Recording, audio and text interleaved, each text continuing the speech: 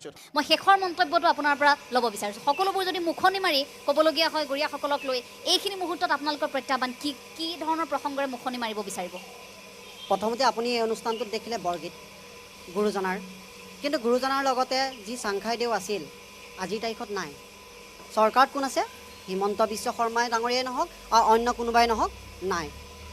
তাৰ লগে লগে বাঘ হাজৰিকাদেৱো নাই। কিয় নাই? প্ৰতিটো কাৰ্যসূচীৰ লগত জড়িত আমাৰ গৰিয়াৰ যিখিনি আমি মান্যবৰ, তেওঁলোকক নাই নাই নাই কৰিবলৈ গৈ আছে। ইয়াৰ কাৰণ কি হৈ আছে? কাক আক্ৰমণ কৰি আছে? খিলঞ্জীয়াখিনিক। তেওঁৰ মুখত লৈ আছে মিয়া মিয়া মিয়া, কিন্তু আক্ৰমণৰ বলি হৈ আছে আজি আমাৰ গৰিয়াসকল। অসম বিধানসভাত বহি থকা যিসকল পূৰ্ববংগ মূলৰ নেতা আছে, হিমন্ত বিশ্ব শৰ্মা ডাঙৰীয়াই তেওঁলোকক চিনি পায়, কিন্তু তেওঁলোকৰ পৰিয়ালবৰ্গলৈ এই SIR শব্দটো প্ৰয়োগ হৈছেনে চাগে? তেওঁ যেন মিয়া মিয়া শব্দ কৈয়ে থাকে, তেতিয়াহ'লে আজমল বাহিনীক তেওঁ ৰঙা চকু দেখুৱাব পাৰিবনে? এই গৰিয়াসকলক ৰঙা চকু কিয় দেখুৱায় তেওঁ? ইয়াৰ কাৰণ হৈছে এই গৰিয়াসকল অৰ্থনৈতিকভাৱে দুৰ্বল কৰি পেলাইছে।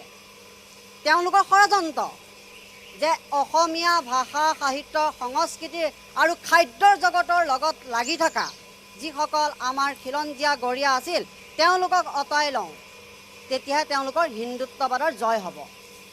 আৰু হিন্দুত্ববাদৰ জয় হোৱাৰ লগে লগে কিন্তু আপুনিও এগৰাকী বৈষ্ণৱী, সেই বৈষ্ণৱীও অকণমান সমস্যা আহিব। আমি নিবিচাৰোঁ একেখন গুৰুজনাৰ সেই বৈষ্ণৱী সংস্কৃতিৰ লগত গৰিয়াসকলৰ যি আগতীয়া সংস্কৃতিৰ একলগ আছিল, সেই একেকাৰ থাকক। বৰ অসম হওক, বৰ অসম হৈ থাকক। ইয়াত আমাক হিন্দু মুছলমান খ্ৰীষ্টান শিখ নালাগে, একে অসমীয়া বুলি ক'বলৈ লওক।